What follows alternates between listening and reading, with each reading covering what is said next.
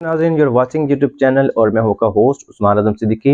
नाज़रीन, कौमी बचत से मुतल्लिक आपको एक मज़ीद मालूमाती टॉपिक के साथ मैं हाज़िर हुआ हूँ। नाज़रीन, KYC करवाना क्यों ज़रूरी है, और जब आप कौमी बचत बैंक में जाते हैं या किसी भी प्राइवेट बैंक में अपना फ़र्स्ट टाइम अकाउंट खोलते हैं तो आपको एक प्रोसेस से गुजरना पड़ता है जो कि आपके लिए समटाइम्स काफ़ी पेनफुल होता है, क्योंकि आपको पता नहीं होता कि आपको काफ़ी ज़्यादा वेट करना पड़ता है, काफ़ी ज़्यादा इंतज़ार भी करना पड़ता है आपकी बारी का।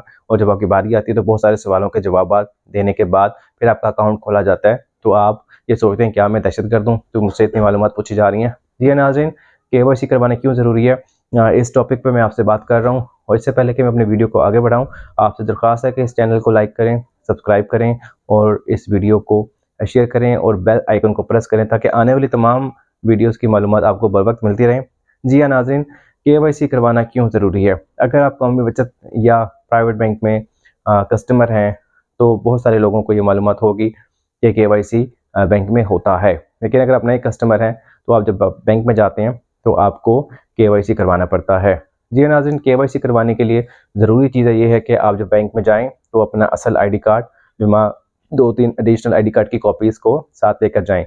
उसके बाद आपने जब अपने बैंक में जाना है तो आपने जिस भी प्रोडक्ट में इन्वेस्टमेंट करनी है या कोई भी अकाउंट की कैटेगरी आपने सेलेक्ट कर ली जो आपने ओपन करवाना है, तो आपने वो फॉर्म मुतलका फिल करके KYC काउंटर पे चले जाना है। और KYC काउंटर पे बैठे हुए आपके जो ऑफिसर हैं वो आपको आपसे मालूमात लेंगे। जी हाँ नाज़रीन, वो किस किस्म की मालूमात लेंगे, क्या आपको मालूमात देनी भी चाहिए या नहीं, मैं इसका जवाब देता हूँ आपको।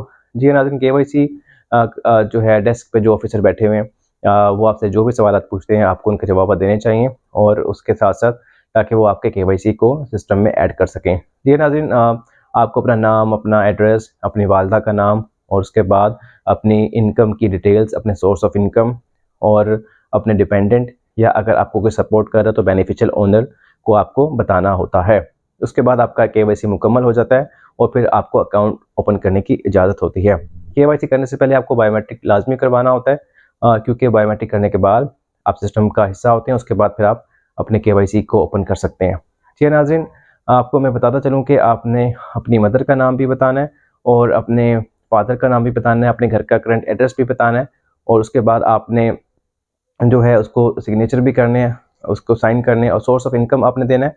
और उसके बाद आपने बेनिफिशियल ओनर के मुतालिक भी मालूमात देनी पड़ सकती हैं आपको। अगर आपको कोई फाइनेंशियल सपोर्ट कर रहा है, आपकी जॉब नहीं है, आप अपने पेरेंट्स के बिहाफ पे खुलवा रहे हैं अकाउंट, या आपने अगर आप हाउसवाइफ हैं तो अपने हस्बैंड के आप स्पॉन्सरशिप में हैं, तो अगर आप बहन हैं, अगर भाई की स्पॉन्सरशिप में है तो आपको ये सब मालूमात देनी ज़रूरी है।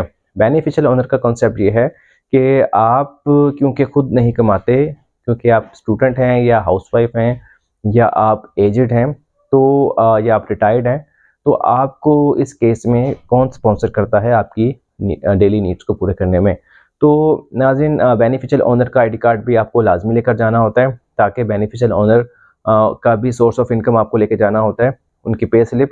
तो ID कार्ड के लिए जो क्या रिक्वायरमेंट्स हैं, आपकी जो KYC के लिए क्या रिक्वायरमेंट्स हैं, मैं आपको बताता चलूँ। आप अपना सोर्स ऑफ इनकम ज़रूर लेके जाएँ। सोर्स ऑफ इनकम का मतलब है कि आपकी ज़राए आमदन क्या है। अगर आप नौकरी करते हैं तो अपनी सैलरी स्लिप लेके जाइए। अगर आप बिज़नेस करते हैं तो अपना बिज़नेस का लेटर पैड और उसकी बैंक स्टेटमेंट लेके जाइए। अगर आप रिटायर्ड हैं तो अपनी पेंशन स्लिप लेके जाएँ या पेंशन के मुतालिक डॉक्यूमेंट्स लेके जाएँ। और अगर आप कुछ नहीं करते तो आप अपने स्पॉन्सर की पे स्लिप या आपके बेनिफिशियल ओनर की पे स्लिप लेकर जाएँ।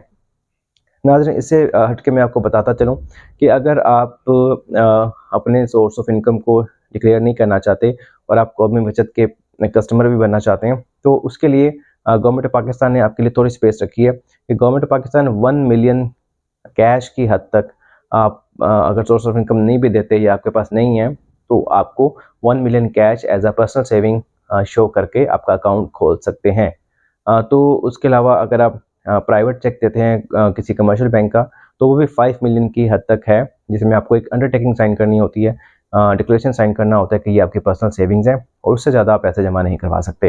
नाज़रीन, KYC करवाना इसलिए ज़रूरी है कि एक तो ये FATF की रिक्वायरमेंट है, दूसरा ये एंटी मनी लॉन्ड्रिंग लॉज के तहत भी ये ज़रूरी हो चुका है, और तीसरा ये कि पाकिस्तान के हालात और आपको टेररिज्म और टेररिस्ट फंडिंग से बचने के लिए आप अपने आप को अपनी स्क्रीनिंग करवाते हैं ताकि आपके फंड्स को जो है वो लीगल तरीके से सिस्टम में पार्क किया जा सके, सिस्टम का हिस्सा बनाया जा सके और आपको अकाउंट होल्डर बनाया जा सके। उसके बाद आप अपनी तमाम सर्विसेज को हासिल कर सकते हैं, आप अपने प्रॉफिट्स को हासिल कर सकते हैं, वो तमाम चीज़ें जो आपको करनी चाहिए आप उसको हासिल कर सकते हैं। नाज़रीन, केवाईसी के मुतालिक बहुत सारे लोग इज़्तिराब में भी रहते हैं। जब वो ब्रांच में जाते हैं तो बहुत सारा टाइम उनको देना पड़ता है और बहुत ज़्यादा टाइम के बाद, घंटों इंतज़ार के बाद आपकी बारी आती है। उसके बाद भी आपको मज़ीद टाइम देना पड़ता है। आपको मालूमात अपनी देने के बाद एक अंडरटेकिंग पे साइन करना पड़ता है, केवाईसी फॉर्म को भी साइन करना पड़ता है, अपने सोर्स ऑफ इनकम को भी देना पड़ता है। ये तमाम चीज़ें करने के बाद एक पूरा सेट बनता है, जिसके बाद आपका केवाईसी हो चुका होता है और आप अपनी ब्रांच की सर्विसेज को हासिल कर सकते हैं। नाज़रीन, केवाईसी के मुतालिक अगर आपको मज़ीद कोई सवालात के जवाब चाहिए या सोर्स ऑफ इनकम के मुतालिक आपको कोई सवाल के जवाब चाहिए तो आप कमेंट्स में मेरे से पूछ सकते हैं। नाज़रीन, सोर्स ऑफ इनकम में मैं आपको 2 बातें बताता चलूँ कि सोर्स ऑफ इनकम एक अलग चीज़ है और सोर्स ऑफ फंड एक अलग चीज़ है, जिसमें आपको वन टाइम डिपॉजिट और रिकरिंग इनकम के बारे में मैं आपको बताता चलूँ कि अगर आप जॉब करते हैं तो ये आपका सोर्स ऑफ इनकम है और आपकी सैलरी आपकी रिकरिंग इनकम होती है, जो कि आप ज़ाहिर कर सकते हैं कि आपको हर महीने इतने पैसे आते हैं।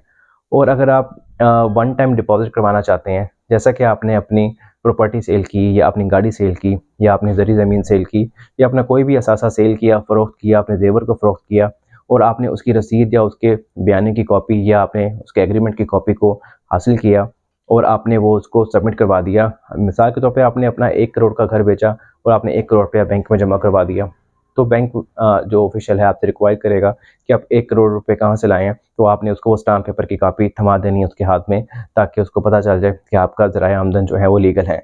नाज़रीन, वन टाइम इनकम भी आपको बता दी, रिकरिंग इनकम भी आपको बता दी, तो आपने अब जब भी अपना केवाईसी करना है या करवाना है तो आप इसको मद्देनज़र रखकर आप अपने आप को आसानी से केवाईसी के अमल से गुजार सकते हैं। मज़ीद ये कहना चाहूँगा कि आपको कोई भी मालूमात इससे मुतल्लिक चाहिए, आप कमेंट्स में आएँ और सवालात के जवाब आपको मिलेंगे। मज़ीद ये कि आप फेसबुक और इंस्टाग्राम पे भी आप मुझे मैसेज कर सकते हैं। इस वीडियो को देखने के लिए बहुत शुक्रिया। चैनल को लाइक करें, सब्सक्राइब करें और शेयर करें।